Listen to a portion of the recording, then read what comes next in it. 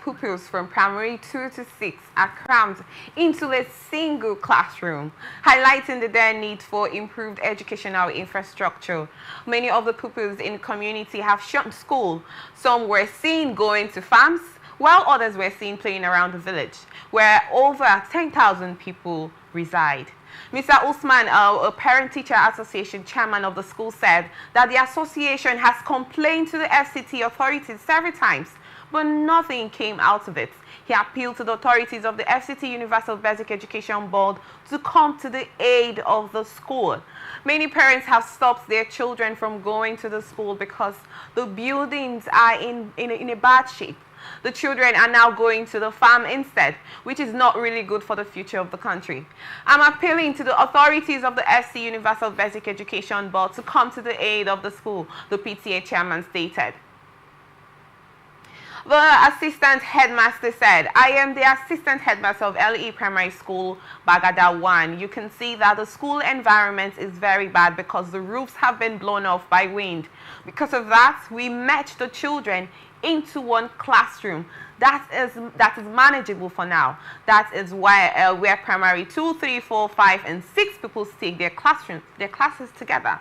If the FCTA continues to neglect public schools, many children from low-income families in rural areas will be denied access to quality education, ultimately hindering the nation's development. It's almost similar to what you were just talking about, the analysis you had here with us. You just brought to our notice. And here we've had cases that government schools are not something to, write home about in the country, some of them. And we have that in the Federal Capital Territory. A particular school has been dilapidated for a long time, and it's had to, because the students have to learn, the pupils have to learn, they had to merge class 2, 3, 4, 5, and 6 in one classroom. And I know that what you teach a pupil in primary 2, you cannot teach the pupil in primary 6. And you have to match them in one classroom to teach them. How does this help their intellectual capacity? And how the bad classrooms, how does it affect the country? Because these are the future of the generation, of our generation. What's your thoughts about this? Well, the picture you are seeing, sadly, that is at the Federal Capital Territory. That should highlight the reality that is on the ground. If that is happening at the Federal Capital Territory, what do you expect? That tells you the direction of the government. This is a government that we prefer, instead of fixing refinery, we buy rice, save palliative.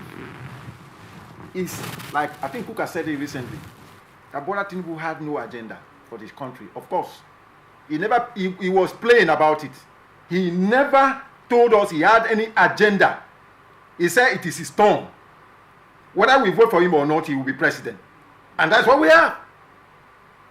I would have said, okay, I've just brought this to the notice of the FCT minister.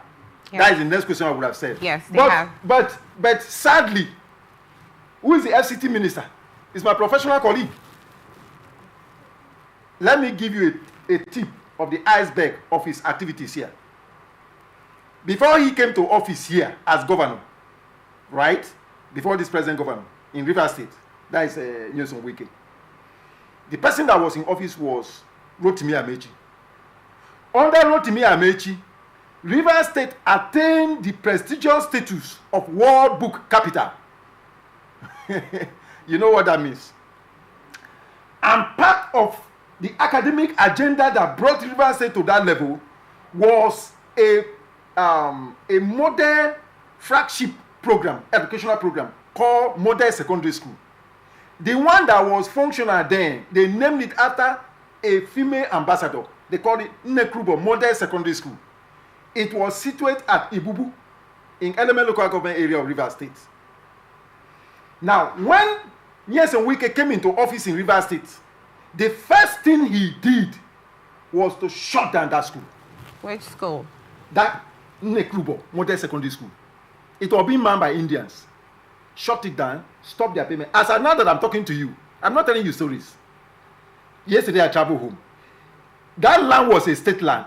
He handed over that land to the Navy to occupy the entire structure. Or maybe there was a situation that we have no idea of. Because things like this, we need to be cautious. You see, you are talking about education. Yes, we're talking about education.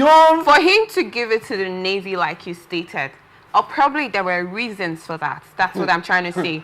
So we really don't have the right story about this. We don't have the right content about the situation. That's what I'm trying to put out here. Now, unfortunately, this is not a program that you have callers calling. So it's like between you and me. Yes. I am stating to you facts. So if you have somebody who has education in mind, do you understand? And next to that, he shut down the foreign scholarship. I'm not trying to support him. Good. But now, we've had a situation where the School of Law in Rivers State was his decision.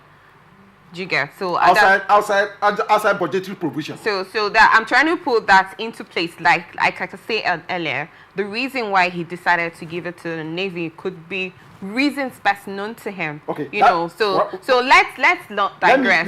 Let's not digress. Let me buy into your idea. Let's not digress, and let's find out what is the situation of the school, because what do you think is the way forward out of this? Why do you think that the government have not come to the aid of this particular school? Now let me ask you this question: between university and primary school, which is most important? The primary. That's it. Do you understand? It's like somebody who tells you that I'm interested in agriculture, right? And he's not interested in making land available for agriculture. It's a lip service.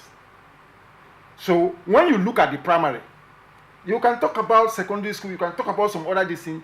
The root, the base, I believe in what we call base superstructure analysis. When the base is having problem, then forget about the top. You can't build a 10-story building on a bungalow foundation. Now the question is there anything that is supporting that the government is interested in education? Look at all that Jonathan did towards education in the north. All of them were abandoned because, of course, the idea of this issue of Boko Haram, whatever. Education is evil than all. Western education is evil than all whatnot. Yeah. So something is you can imagine. Class 1, 2, 3, 4 climb into a place, and of course they have a peculiar circumstance there. This wind, wide wind that blows. Now they have made it clear that all their roof have been blown off. That is what should attract the attention. Why I was narrating this story is that if it were something, it is something I would have recommended that go and meet the FCT minister. He's the head. Do you understand? He's interested in education. He will take up this matter. There are processes. You have to go through the universal basic education. Of course. If it goes beyond that, it's just like the governor of this state. There are different departments. If you get to follow those procedures and it doesn't work, you can even come through a television program like this and then air.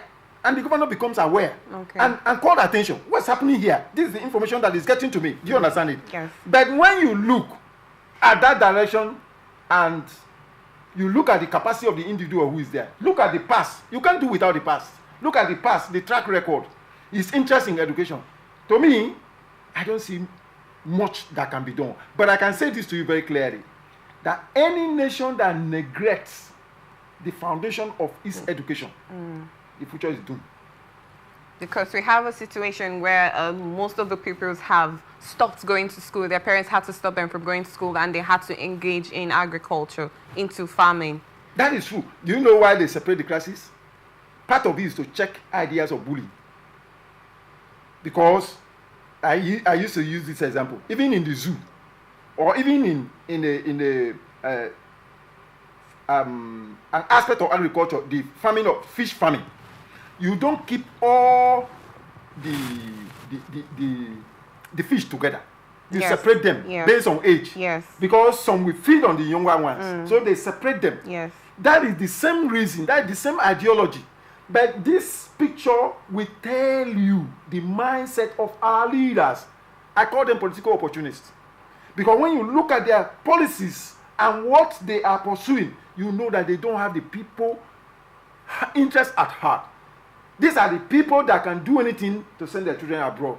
And they are not looking ahead, because these children they are neglecting to training are the people that are going to constitute insecurity to their children that they are training today, tomorrow.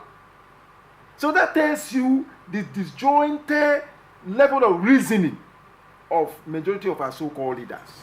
It's so sad. Thank you, but that's the reality. Barrister. So the way forward is for any affected schools to go through the processes, get to the Universal Basic Education, right? I'm saying Board, and they'll probably come on yeah. a platform, a TV platform, and call on the government. How about schools like this school? If they had the resources, they would have sorted it out.